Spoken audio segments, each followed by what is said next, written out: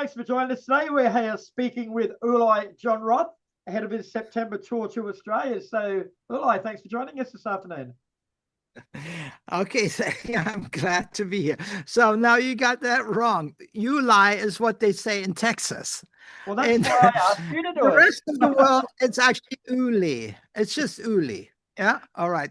Never mind. I shouldn't have said that. No, Now you've it's just stuck thrown in me your off the mind. whole interview. I'm just going to call you mate. How's that sound? Yeah, whatever. Okay, now let's move on to more serious topics. All right. So you head to Australia for the first time ever this September for a run of 3 select shows, starting in Sydney on September 3rd and then hitting Adelaide and Melbourne over consecutive nights. So not long now, bro. You're packed and ready to go?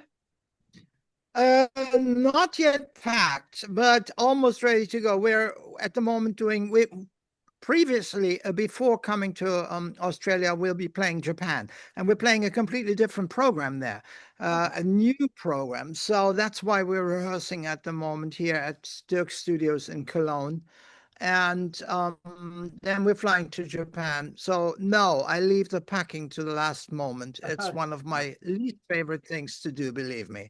True. So, Because you got to get it right, because I haven't been home for, well, quite a while now, and I won't be home until mid September. So I got to get you actually got to it think about it right, before you pack. Only so many cases you can bring True that. and whatnot.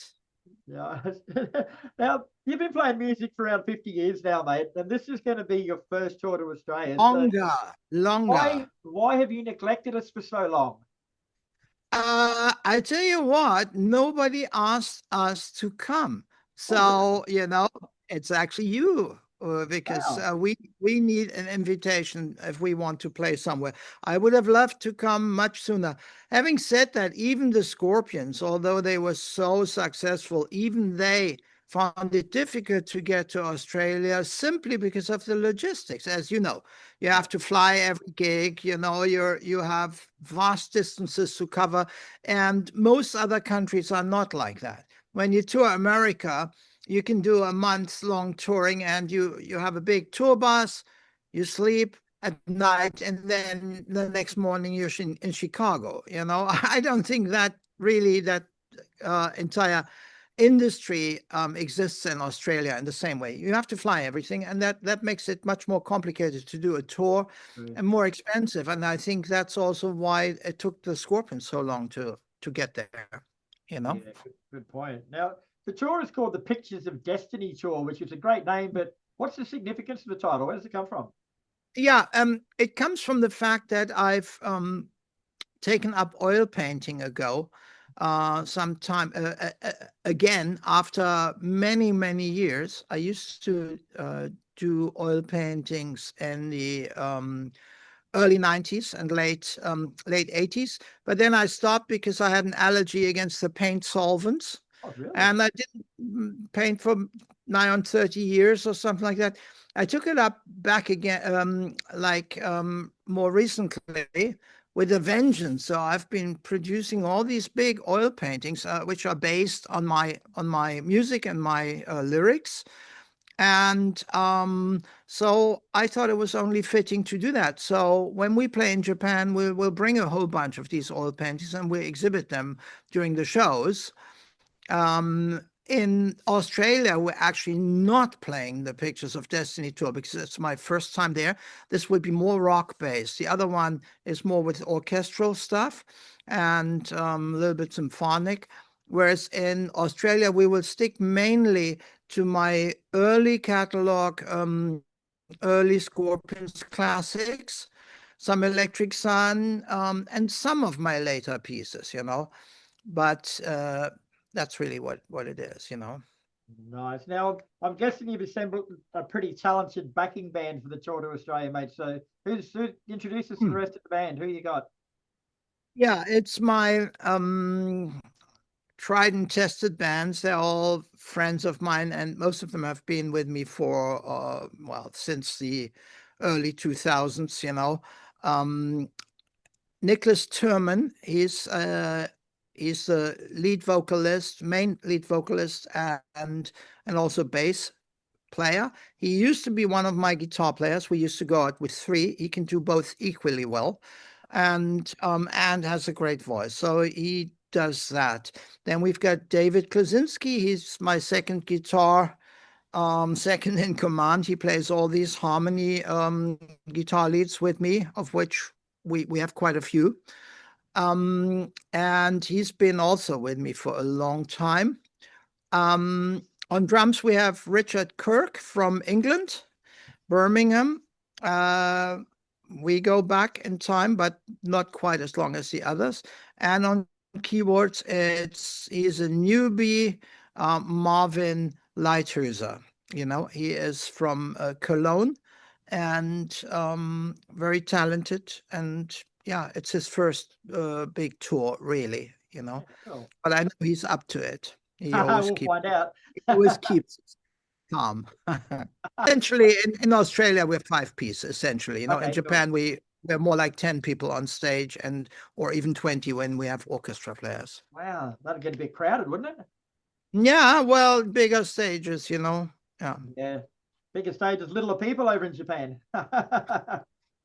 It's one of my best countries because it goes way back, you know, to Tokyo Tapes and the days of Virgin Killer. In fact, we had our first gold album in Japan back then, and that was Virgin Killer in 1976, you know. So Japan was always good for the Scorpions and for myself as well. And as I said, Australia, unfortunately, I know we have audience there, but it just never materialized. So finally, the day is coming. Excellent. And you're not coming to Brisbane, though, I noticed. You're doing Melbourne. Unfortunately, only 3 shows. You know, I guess if it goes well, we'll come again, you know, if we get an invitation. But no, it's basically just saying hello. Hello, Australia, you know, and see how it goes. I hope it goes well. And that's all, you know. Nice. Now, you were with Scorpions from 1973 for 4 studio albums plus a double live release. So how did that short time in the band shape the rest of your musical life and your career? Well, it was back then, it wasn't a short time, it was 5 years. Yeah. It was only 18 when I joined. So at that time, it felt like a long time, you know. With hindsight, of course, it is a more brief time. Yeah, it very much shaped my life because it was my artistic apprenticeship, also learning the ropes in the music business, learning how to do an album, how to tour, how to write songs. All that came together in those 5 years, and we had a great time. You know, it was wonderful. I've got only good memories. It was just at the end I started to write music that really didn't fit the framework anymore. I could have gone both ways. In 1 year, I wrote Cells of Sharon, which was perfectly suited for the Scorpions. But in the same year, I also wrote Earthquake, which became like something for Electric Sun. And it was very much not suited for Scorpions. And I wanted to do these songs that were not suited. So I had no choice, really. Artistically, I had to leave the band, you know. There was nothing personal. We were good friends and still are. So it was just one of these things, you know. A man's got to do what a man's got to do, I guess, you know. Some thought it was an idiotic move away from the millions that awaited us. And, you know, but I was never money driven, and success is nice, but I wanted to achieve it on my own terms, you know. And Electric Sun was pretty successful too, you know, not nearly like the Scorpions, but you know, we had some major tours and we did albums, etc. So again, Electric Sun for me was a bridge towards later steps when I started to combine symphonic music with rock, you know, which is really where my heart is. Yeah. Yeah, nice. The live album you released with Scorpions, Tokyo Tapes, is widely regarded as one of the best live releases ever. Like, do you hold it in that high regard? Would you put it in your top 5 best? At first I didn't quite get it. because I wasn't so happy with the sound. To me, it sounded much better on stage. But one thing is for sure, from the 5 years that I was there, this was really the high point. We were at an extremely good moment in time, and it was all very inspired. It all came together. We had a great hall, great audience in Tokyo, and yeah, everything clicked. So it was a very special moment, but I didn't really anticipate the worldwide response. That came over the years. People kept saying Tokyo tapes, Tokyo tapes, Tokyo tapes, and at first I didn't really get it because I didn't really like the sound of the album so much. The way it was recorded with but other than that, yeah, no, now I'm proud to have been part of it. Yeah, cool. Yeah. Now, we sort of touched on this a little bit, mate, but from the Scorpions, you formed Electric Sun before embarking on a solo career, which included composing symphonies and concertos, performing with symphonic orchestras. So, what made you explore that side of music? It's a bit of a different, bit of a stretch. Well, the Electric Sun was basically, I was a big Hendrix acolyte. I grew up listening to Jimi Hendrix, and he had the three-piece idea. So I thought, I want to see what I can do with the three-piece and see how far I can push it, you know.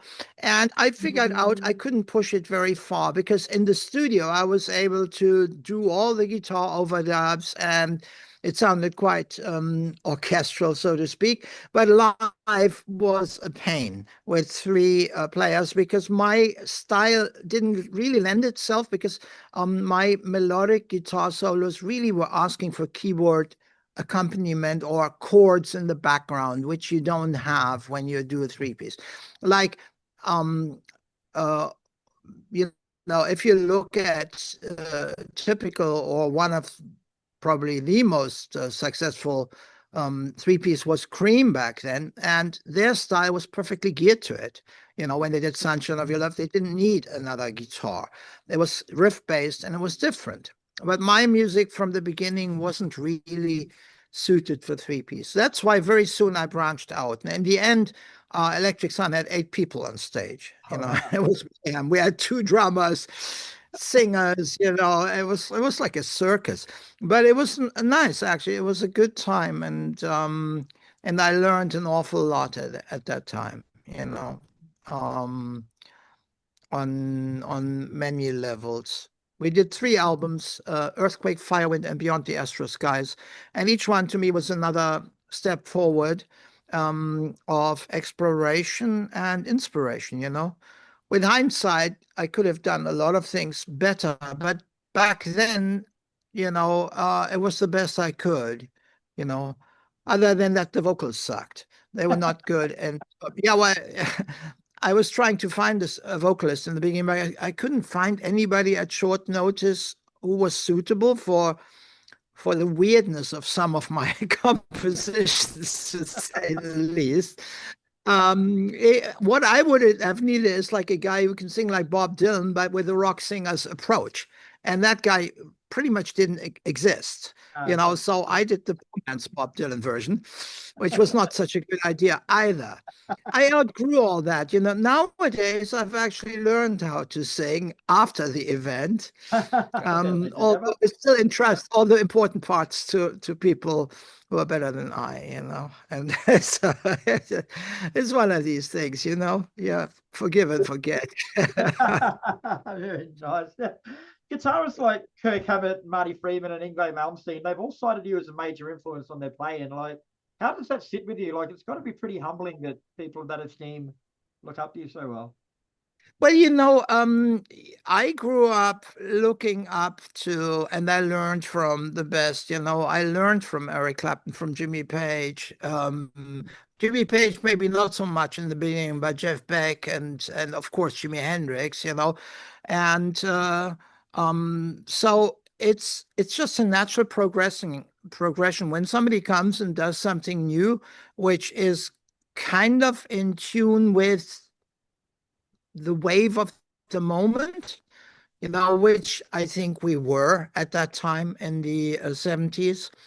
to a pretty strong degree, then other people cotton on to it. And the younger generation, they say, oh, I want to do that. And then they put their own spin on it, and that's exactly what happened with people like Yngwie or Marty, they became their own. And yes, there was an influence, but in the end, Yngwie is Yngwie, and Marty is Marty, and Uli is Uli. So it's that simple. Don't really think about these things a lot. You Other can't. people think about them because that question comes up a lot. But to me, it's just, it's just part of the game, It's not the most important thing. It's just, a natural progression, I guess.